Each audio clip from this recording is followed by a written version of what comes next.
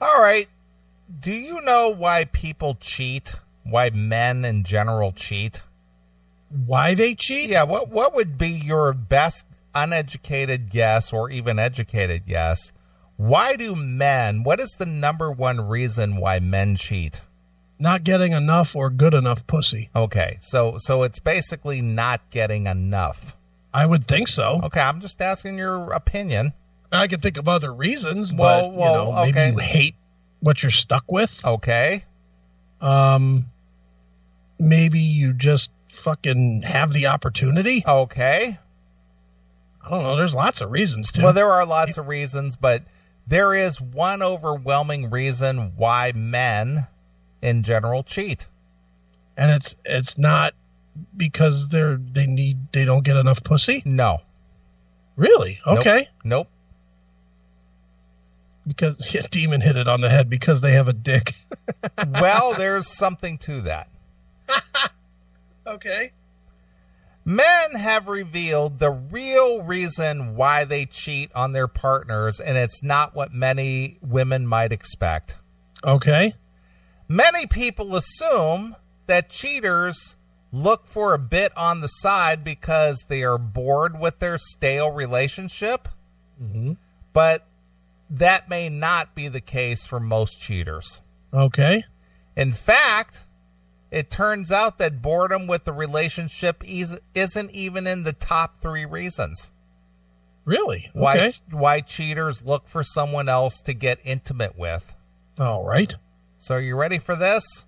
Let's hear it.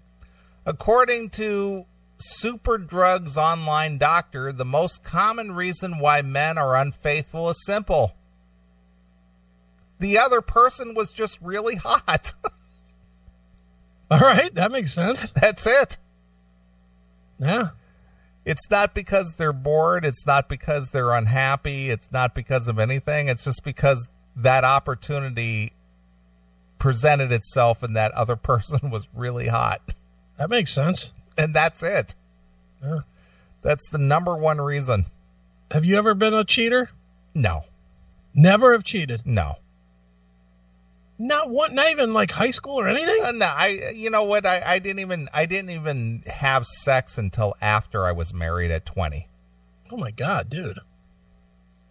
And you were in some fucked up relationships to stay with it and not cheat on them. True. That's kind of impressive. Well, you know what the thing is I just don't need the additional drama on top of the fucked up situations that I was in. Well, I get that, and that's the worst. I mean, I think I said this in my book, but if not, I'll say it now. I did not cheat in the 23 years of, sentence that I had to serve. But prior to that, I was a stone cold cheater. I cheated on everybody. Mm-hmm. I would tell them anything just to get pussy, and then I would just cheat on them left and right. Right. And there's nothing worse than getting fucking caught. Of course. That is the fucking worst especially when you've really filled them up with bullshit, when you've really given them I love you, and, this is going to be forever, and you're so special. And then 2 minutes later, you're fucking banging her friend. And then inevitably, they find out. Inevitably, you piss off the next girl who goes and tells the first one that because she knows that you're cheating on her. And then it's just a mess. It's just a fucking mess. And I will be telling some of these stories in the new book because I wrote quite a few of these in, of me cheating and just getting caught. But there's no worse feeling than that, and you just want to fucking crawl under a rock and just hide. You don't want to die because you're going to do it again, but you just want to hide until it blows over. Right. It is always fucked up. Sure. I don't know if you remember so many years ago when we had former Rip magazine editor Lon Friend here in the studio live. Sure. And he was talking about a code word that was shared among the people in the rock community, and they referred to it as clit. Okay, I don't remember. Do you remember what that was? No. there was a code word among, the rock people called clit, and it meant chicks leaking information together. Okay. So it was chicks telling other chicks, hey, your dude is like fucking this other chick. Right. So that goes back to just what you said, that, these chicks talking to each other and filling each other in. Sure. And giving them the heads up when they find out something. Right. Same thing. Yeah, that's crazy. Yeah. So according to the shocking survey of 2,000 adulterers, European men stray because they can't resist the temptation of the other hot person. I get that. That makes sense. Sure. Hail and kill caller, you're on the air. Basically, if you cheat on your partner or whatever, it doesn't matter if the other person's hot. I mean, that's part of it. I understand it, but I reckon if you cheat on your partner, it's because you don't love them. I don't think that's true. Nonsense. I don't think that's true. That's nonsense. I've done it. Yeah, but maybe you're speaking for yourself, but I think that in general, as a male, as a normal male, you can't. It's no different than the reason why porn is so popular is because the chicks in porn, a lot of them are hot, and you're just like, yeah, I'm gonna jerk my dick to this one because she's hot. Yeah. You can still love your chick, but want to fuck someone else too. Why not? Yeah, but I don't know. I think there's a difference with actually following through on that. I mean, I could, like, when I was younger, when I was 20 or whatever, I was going out with this girl at the time, and it was just all physical, and there was this guy that I had on the side. So I've done that, but I could never imagine even thinking about cheating on my wife. It's a whole other thing. It's just, I mean, there's a physical attraction, sure, but what about the deeper emotional stuff? Yeah, what about that? What about it? Look at how not cheating for 23 years did for me. Didn't do me dick. I fucking hated her in the end, and she hated me. I should have been cheating all the time. At least I'd have been happy a little bit. Well, the point is you're happy now. but some marriages just aren't happy, and some partners, they say, well, I don't want to sleep with you anymore, and I don't want to do that, and I don't want to do this, and then it becomes like we just don't have those problems, fortunately, but it's it can become a bit of a war, I think, an emotional war. Well, if your relationship in a marriage is based either 100% pro or 100% con on the fucking, then you might as well break up anyway. That's just a ridiculous relationship. Sex has got to be about fifth in line in a fucking marriage, because it's gonna die off. That's how it works. You get less of it. You got to you got to care more about the person in a marriage, than just pussy. You get older, and it's not as important, Well, it's not as important because both of you get bored with the same dick and pussy. I mean, look, how long have you been married, Tim? How long have you been married to your chick? Nearly 16 years. Okay, so at this point, there's not a fucking wrinkle in that pussy you don't know. True? Yeah, but I freaking love it. Yeah, but not as much as you did the first 2 times you got it. I don't know. I know. Pretty awesome. Well, you were just still shell-shocked that it didn't fucking squirt at you when it was done.